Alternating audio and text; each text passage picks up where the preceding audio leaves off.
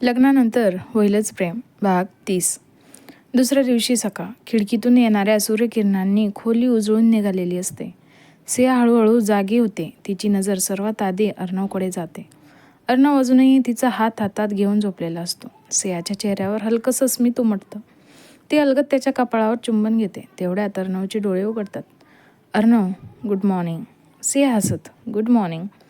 दोघे काही क्षण एकमेकांकडे पाहतच राहतात. अर्णव हसत म्हणतो, कालपासून पहिल्यांदाच तुझ्या चेहऱ्यावर हे हसू दिसत आहे. सिया त्याचा हात घट्ट धरते. सिया, हे हसू कायम असणार आहे. कारण आता मला माहीत आहे, माझं घर, माझं जग फक्त तुम्ही आहात. अर्णवच्या चेहऱ्यावर समाधान उमटतं. खाली हॉलमधून आईचा आवाज येतो. आई. अर्णव, सिया, नाश्ता तयार आहे. दोघेही खाली येतात का? घरात पुन्हा एकदा हसण्याचं वातावरण असतं. अन्वीही आनंदात दिसत असते. ती सियाजवळ येऊन हळूच विचारते, सिया, अन्वी, काल आदित्यशी खूप छान बोलणं झालं वाटतं. आणि सिया हसते. सिया, तुझ्या चेहऱ्यावरचं बघूनच दिसतंय. आणि दोन्ही हसायला लागतात. तेवढ्यात अर्णवचा फोन वाजतो. स्क्रीन नाव झळकत असतं, राहुल. अर्णव काही क्षण फोनकडे पाहत राहतो. सिया त्याच्याकडे प्रश्नार्थक नजरेने पाहते. अर्णव कॉल उचलतो. समोरून राहुलचा शांत आवाज येतो. राहुल. अर्णव, मला तुमच्याशी एकट्याने भेटायचं आहे. खूप महत्त्वाचं आहे. अर्णव, कशाबद्दल? राहुल काही क्षण शांत राहतो. मग म्हणतो, सियाच्या भूतकाळाबद्दल आणि त्या अपघातामागचं खरं सत्य सांगायचं आहे. हे ऐकताच अर्णवच्या चेहऱ्यावरचे भाव बदलतात. तो गंभीर होतो. अर्णव, ठीक आहे, आज संध्याकाळी भेटू. आणि कॉल कट होतो. सिया घाबरून विचारते, राहुल काय म्हणत होता? अर्णव काही क्षण तिच्याकडे पाहतो. मग हलकंसं हसत म्हणतो, काळजी करू नकोस. पण मला वाटतं आपल्या आयुष्यातील सर्वात मोठं रहस्य आज उलगडणार आहे. सिया स्तब्ध होते. तिच्या मनात पुन्हा हजारो प्रश्न निर्माण होतात. आणि दुसरीकडे राहुल एका जुन्या फाईलकडे पाहत बसलेला असतो. त्या फाईलवर मोठ्या अक्षरात लिहिलेलं असतं, ॲक्सिडेंट केस, कॉन्फिडेन्शियल. राहुल स्वतःशी पुटपुटतो, आता सत्य लपून ठेवण्यात काही अर्थ नाही. त्याच्या चेहऱ्यावर अपराधीपणाचे भाव स्पष्ट दिसत असतात. आणि इथूनच एका मोठ्या सत्याची सुरुवात होणार असते. संध्याकाळ. अर्णव राहुलने सांगितलेल्या ठिकाणी पोहोचतो. शहरापासून थोडं दूर असलेलं एक शांत कॅफे. राहुल आधीपासूनच तिथे बसलेला असतो. त्याच्यासमोर काही फाईल्स आणि एक जुना फोटो ठेवलेला असतो. अर्णव त्याच्यासमोर येऊन बसतो. अर्णव, बोल राहुल, काय इतकं महत्त्वाचं आहे? राहुल एक खोल श्वास घेतो. राहुल, सर्वात आधी मला एक गोष्ट स्पष्ट करायची आहे. मी सिया आणि तुझ्या आयुष्यात परत यायला आलो नाही आहे.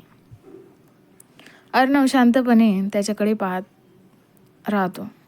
राहुल पुढे म्हणतो, काल मी तुमच्या दोघांच्या डोळ्यातलं प्रेम पाहिलं. आणि ते पाहिल्यावर मला समजलं, सियाचं खरं सुख तुझ्यासोबत आहे. हे ऐकून अर्णवच्या मनावरील थोडा ताण कमी होतो. राहुल समोरचा जुना फोटो अर्णवकडे सरकवतो. फोटोत राहुल आणि सिया कॉलेजच्या दिवसांत मित्रांसोबत हसताना दिसत असतात. राहुल, सगळ्यांना वाटायचं आम्ही एकमेकांवर प्रेम करतो. पण खरं सांगायचं तर सिया माझी खूप चांगली मैत्रीण होती. तिने कधीच माझ्यासमोर प्रेम व्यक्त केलं नाही आणि मीही नाही. अर्णव आश्चर्याने त्याच्याकडे पाहतो. अर्णव, मग ती तुला अमृत का समजत होती? राहुलचा चेहरा गंभीर होतो. तो हळूच एक फाईल उघडतो. राहुल, कारण त्या अपघातानंतर सगळ्यांनी तसंच समजलेलं होतं. मलाही अनेक महिने शुद्ध नव्हती. जेव्हा शुद्धीवर आलो तेव्हा माझी स्मरणशक्तीच गेली होती. तो काही क्षण थांबतो. 2 वर्षांपूर्वी हळूहळू सगळ्या आठवणी परत यायला लागल्या. पण तोपर्यंत सियाचं लग्न झालेलं होतं, म्हणून मी तिच्या आयुष्यात परत येणं योग्य समजलं नाही. अर्णव शांतपणे सगळं ऐकत असतो. राहुलच्या डोळ्यात पश्चाताप दिसत असतो. राहुल, पण काही दिवसांपूर्वी मला त्या अपघाताशी संबंधित काही कागदपत्र मिळाले आणि ते पाहून मला कळलं तो अपघात नव्हता. अर्णव दचकतो. अर्णव म्हणजे? राहुल हळू आवाजात म्हणतो, कोणीतरी मुद्दाम आमच्या गाडीचा अपघात घडवला होता. हे ऐकताच अर्णवच्या चेहऱ्यावर धक्का उमटतो. राहुल पुढे म्हणतो, आणि त्या व्यक्तीचं नाव या फाईलमध्ये आहे. तो फाईल अर्णवकडे देतो. अर्णव ती उघडण्यासाठी हात पुढे करतो. अर्णव हळूहळू फाईल उघडतो. पहिल्याच पानावर काही जुने फोटो, पोलिसांचा अहवाल आणि अपघाताच्या जागेचे फोटो असतात. अर्णव हे बारकाईने पाहू लागतो. अर्णव, हे सगळं? राहुल शांतपणे म्हणतो, हा, अपघात झाल्यानंतर केस बंद करण्यात आली होती, कारण पोलिसांनाही तो साधा अपघातच वाटला होता. अर्णव पुढचं पान उलटतो. त्यात एक ट्रकचा नंबर आणि काही तपासण्या नोंदी असतात. राहुल, काही दिवसांपूर्वी मला त्या ट्रकचा ड्रायव्हर भेटला. त्याने कबूल केलं की त्याला पैशाचं आमिष दाखवून आमच्या गाडीचा पाठलाग करायला सांगितलं होतं, पण त्यालाही माहीत नव्हतं की त्यातून इतका मोठा अपघात होईल. अर्णवच्या कपाळावर आड्या पडतात. हे तर ठीक आहे, पण हे सगळं तू मला का सांगत आहे? तेव्हा राहुल म्हणतो, कारण हे सगळं तुझ्याशी पण रिलेटेड आहे. ते कसं? हळूहळू कळेल. अर्णव, म्हणजे कोणीतरी मुद्दाम हे सगळं घडवलं, पण का? राहुल एक खोल श्वास घेतो. हेच शोधण्यासाठी मी गेल्या काही महिन्यांपासून प्रयत्न करत होतो. तो फाईलमधून एक लिफाफा बाहेर काढतो. या लिफाफ्यात त्या माणसांचं नाव आहे ज्याने हे सगळं घडवलं. अर्णव तो लिफाफा उघडणार इतक्यात राहुल त्याचा हात थांबवतो. राहुल, नाव पाहण्यापूर्वी एक गोष्ट लक्षात ठेव.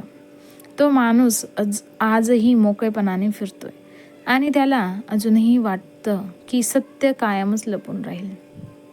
अर्णव शांतपणे मान हलवतो. तो लिफाफा उघडतो. आत एक कागद आणि एक फोटो असतो.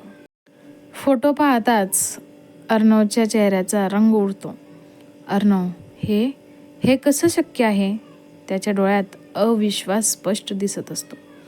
राहुल गंभीर आवाजात म्हणतो, म्हणूनच मी तुला एकट्याला बोलावलं.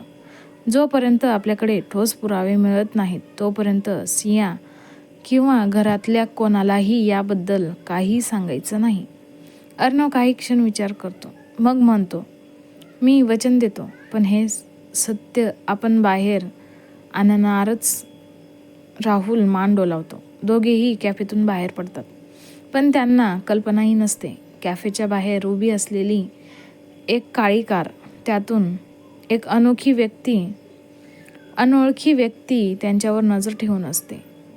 तो मोबाईलवर कोणाला तरी फोन करतो. सर, राहुलने फाईल अर्णवला दिली आहे. समोरून फक्त एकच उत्तर येतं, मग वेळ वाया घालवू नका. ती फाईल कोणत्याही परिस्थितीत आपल्या हातात आली पाहिजे. फोन कट होतो आणि त्या अनोळखी व्यक्तीच्या चेहऱ्यावर एक धोकादायक स्मित उमटतं. कसा वाटला आजचा भाग कमेंट करून नक्की सांगा आणि पुढच्या भागासाठी लाईक, शेअर, सबस्क्राईब करायला विसरू नका. धन्यवाद.